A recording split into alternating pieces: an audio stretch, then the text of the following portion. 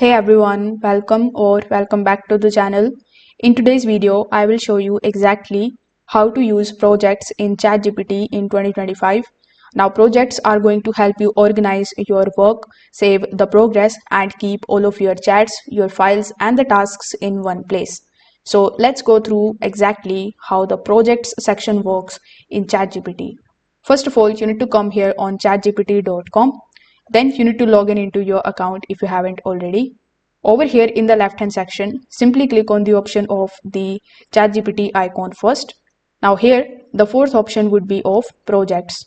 So click on the option of projects and it will show you this type of pop-up in front of you where you just have to do nothing but to just type the name of your first project. So it is going to give you some of the tabs as well. So these are the by default project names that you can click on and you can add it over here. So after giving your project name, simply click on the option of create project. Now you are inside your project. The name of your project is given over here. This is the section where you can add any of the files which you want ChatGPT to look for by default in this project. After that, we have this type of chat box where you can just simply start giving your prompt to it. Then it is going to give you the answers based on it. So this is the project that we have. Now here you can just simply give any of the ideas to it, and in order to upload your ideas into the format of the files and the photos, simply click on this plus icon here. Then you can just simply add your photos. You can create the images by giving it the prompt. Then you can use it for study and learning. You can also use Canvas here and web search.